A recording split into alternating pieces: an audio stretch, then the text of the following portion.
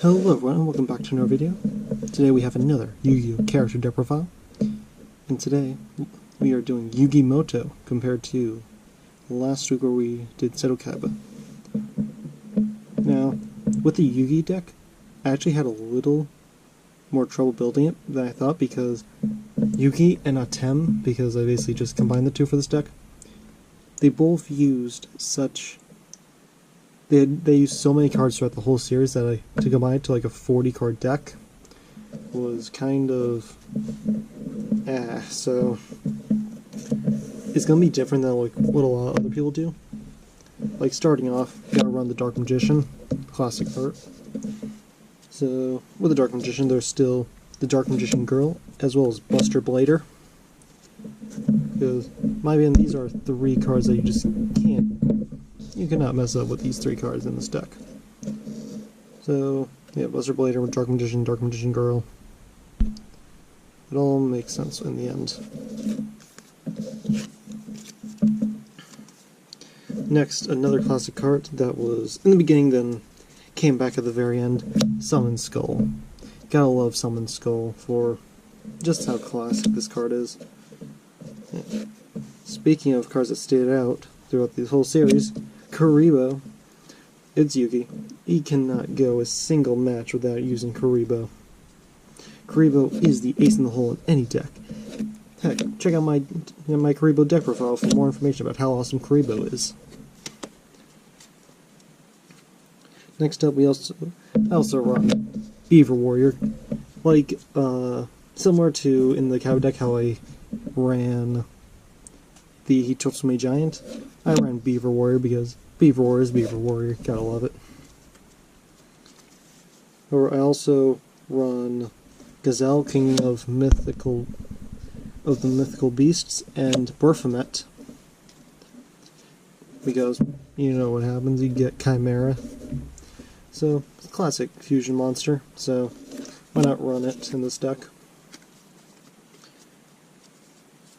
Also, cards that came out during Battle City. Got Alpha, the Ultramagnet, Alpha, Gamma, and Beta, the Magnet Warriors, and Valkyrian, the Magna Warrior. These are more classic Yugi cards that has come up like ever since Battle City to be used also in the final Duel of Destiny. So how could you not leave that card out of this deck profile? Next, also, in the beginning of the series, we also had Giant Soldier of Stone, where it destroyed the moon. That's always fun. Also, the 2000 defense point wall. Great defender. And next up, I'm not really having great transitions between some monsters because we got King's Knight, Queen's Knight, and Jack's Knight next. These three cards pretty much played a big role in pretty much summoning some god cards, so that's always fun. So yeah, that's how you have those three. Next up, going back to some defensive plays, we got Big Shield Gardna with its 2600 defense. Yep. Oh, yep. You gotta love it. Next, moving on to a card that I feel like I've only seen it once in the series, but it's the Skilled Dark Magician. I feel like you've only seen it once throughout the whole series. And yeah, it's always fun to use to bring a Dark Magician a little faster. And a slightly different version of the classic card, we got the Obnoxious Celtic Guardian, or the Obnoxious Celtic Guard, just for more defensive plays, and yeah, variant of Celtic Guardian. Next up, also run Blockman. Now this is more of a Yugi Muto specific card, which he used in his final duel against the Pharaoh. And yeah, Blockman helps you more for tributes. And moving on to a card that was more specifically used by Atem in that duel, the Tricky, which he used with Tricky Spell 4 in order to bring out God cards. Yeah. A lot of God cards. Now, the next couple cards are going to be more Yugi Muto centric in his development, because you got Talent Swordsman level 3 through 7. Now you got this card here as nice, classic. This is what Yugi Muto basically used as his main attacking monster throughout at the end of the series when he faced Bakura. So I figured, why not throw it in here? It is pretty much one of the top monsters in the deck, more powerful. Of course, one of the last effect monsters used by Yugi Muto. One that pretty much defined him breaking off Gendora, the Dragon of Destruction. This is also personally one of my favorite cards to use. But also Gendora, its symbolism in the series and whatnot. So yeah, I also run Gendora. And since Kaiba had his Paladin of White Dragon, we have the Blackluster Soldier and its ritual spell. Sure, I know they're not exactly the same card, but still, it's Blackluster Soldier. You always gotta love Blackluster. Next up, we also got Brain Control. That's just a classic card used to take control of a monster. And next, we also got Gold Sarcophagus. Even though it's different from the anime, it still works. And you wanna know what was put in that sarcophagus? Monster Reborn. That's a solid transition there. Monster Reborn, used in order, pretty much overall the card that defeated the Pharaoh in the duel. Next up, Polymerization. Gotta run in order to bring out fusions. Swords of Revealing Light, the classic Yugi card, used in pretty much every duel. I think so. Almost every duel where he used Swords of Revealing Light. Yeah. And then the last spell card, Magic Formula. Used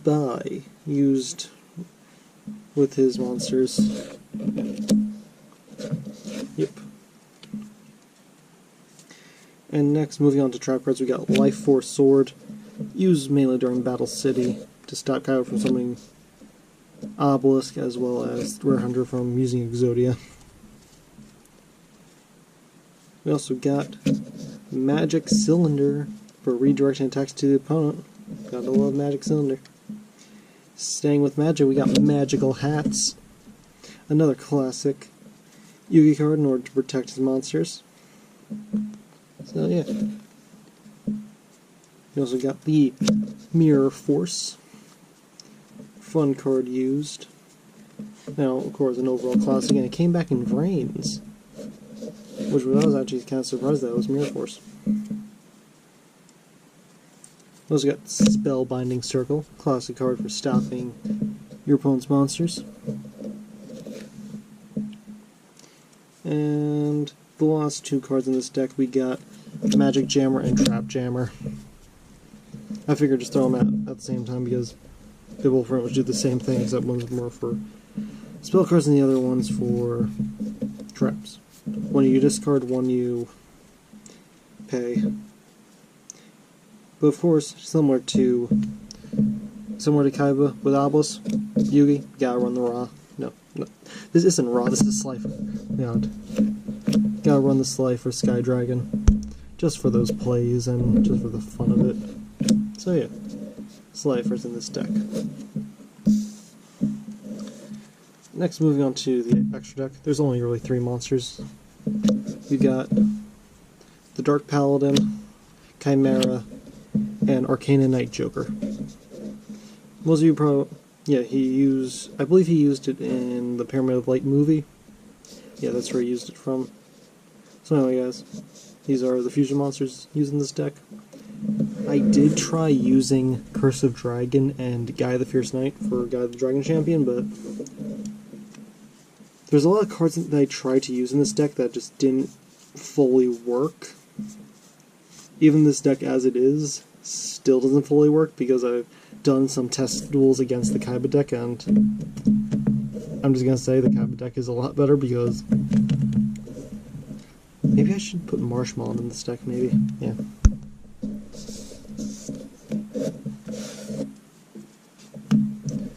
I almost had a good play once, but I had it not just cut the guard set, and then the Cabin deck brought out the Paladin of White Dragon to automatically destroy it, so that was fun. But anyway guys, here's the Yugi Muto character deck.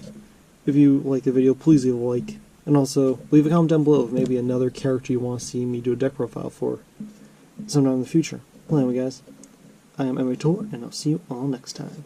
Bye!